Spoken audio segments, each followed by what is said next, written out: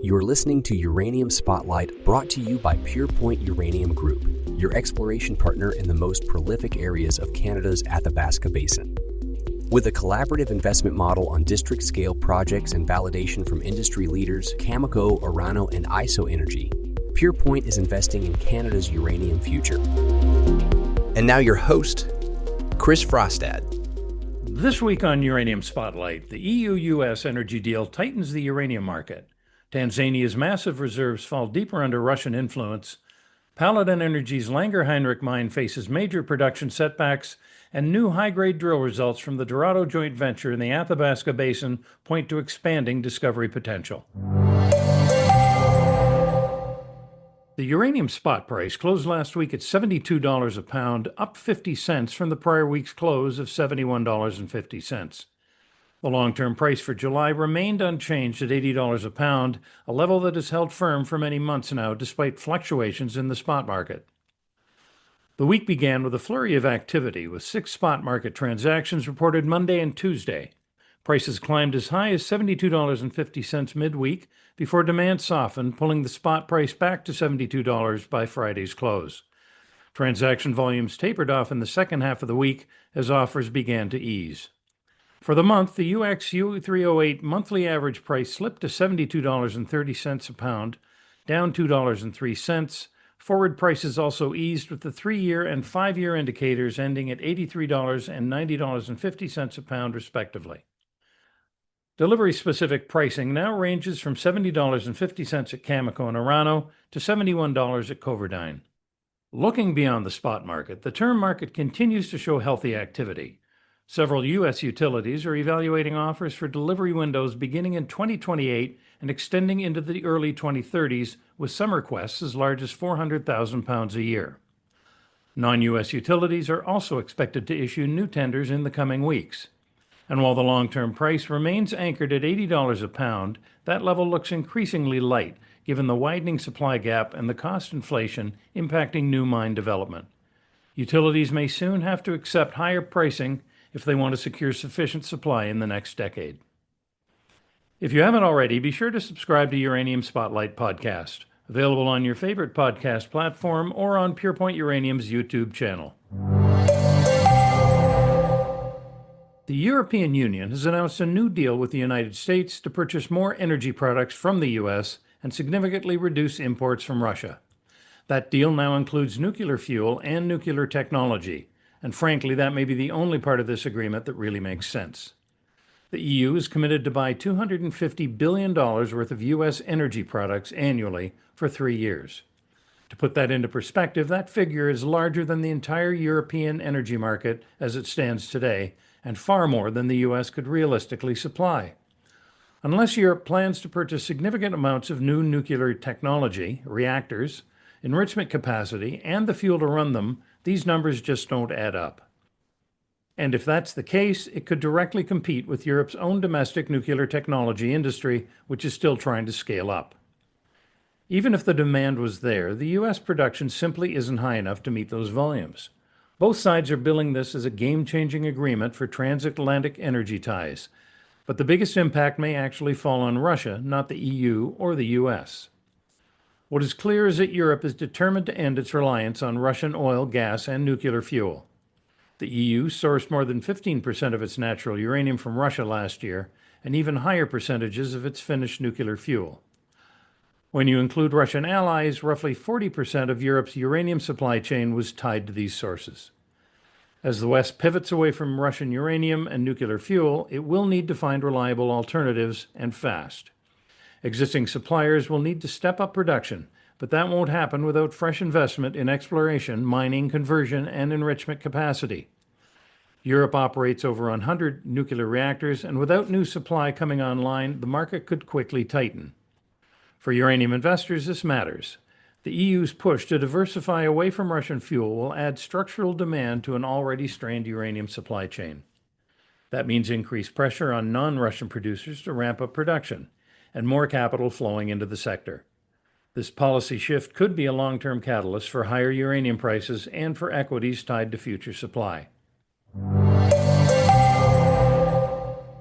Tanzania has released reports estimating over 306 billion pounds of recoverable uranium in the country, a staggering figure. But as investors know, reserves alone mean little if there's no mine producing from them. Alongside these reports, Tanzania confirmed that a mine is now under development by Mantra Tanzania, a subsidiary of Uranium One, which itself is owned by Rosatom, the Russian state-controlled nuclear energy and uranium giant. These projects could open up one of the largest undeveloped uranium regions globally, right in the middle of a supply crisis. But will this new production solve the problem? Absolutely not. Any uranium mined here will certainly flow east to Russia and China, not into Western markets. The West's structural supply deficit remains unchanged. This is a classic case of greenfield development, the type of new production the West desperately needs, but hasn't meaningfully advanced for years. Without fresh projects coming online, Western nuclear utilities will face increasing pressure in the years ahead. Meanwhile, Rosatom is expected to lock up Tanzania's uranium supply through long-term agreements, ensuring it stays in Russian hands for the foreseeable future. This development underscores the broader challenge. Despite nuclear energy becoming one of the most reliable sources of baseload power, the fuel supply chain is becoming more precarious. With geopolitical tensions, extreme weather events, and energy security battles playing out on the global stage, securing uranium is only going to get harder. For uranium investors and the uranium market, the takeaway is clear. The West's supply crunch isn't going away. The uranium price will continue to be driven by the lack of new Western supply, and any assets outside Russia's influence will remain strategically and financially important.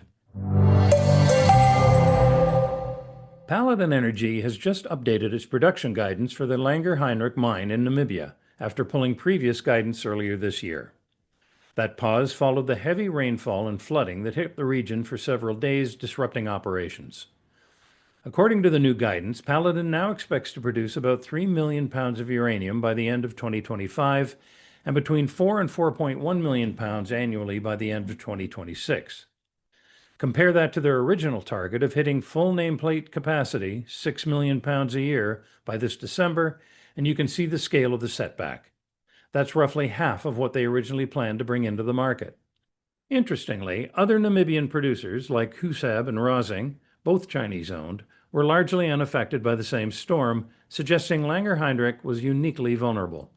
This highlights how localized weather events can severely impact individual assets.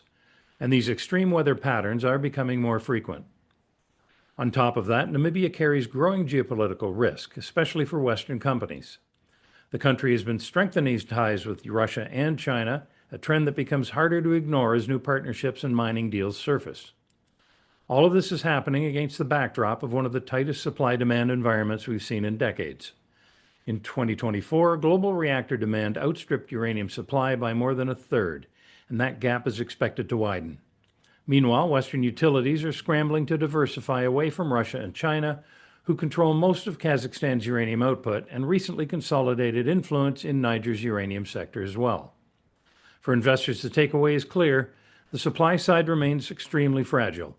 Weather disruptions, geopolitical shifts, and the growing east-west divide in nuclear fuel supply chains are compounding already significant deficits.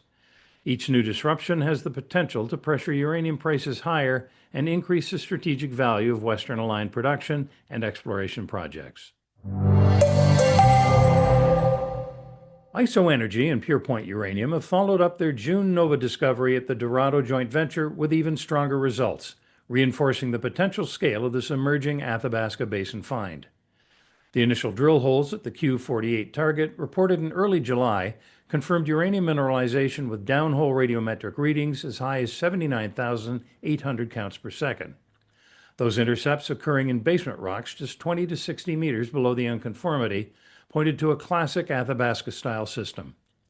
Now the joint venture has extended that mineralization 70 meters to the northeast with drill hole PG2507A.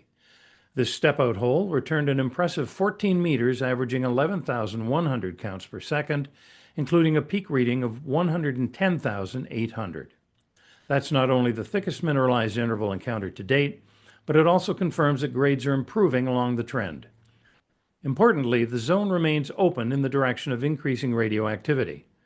Drilling northeast is paused due to wet ground conditions, but is expected to resume this winter when frozen ground allows easier access.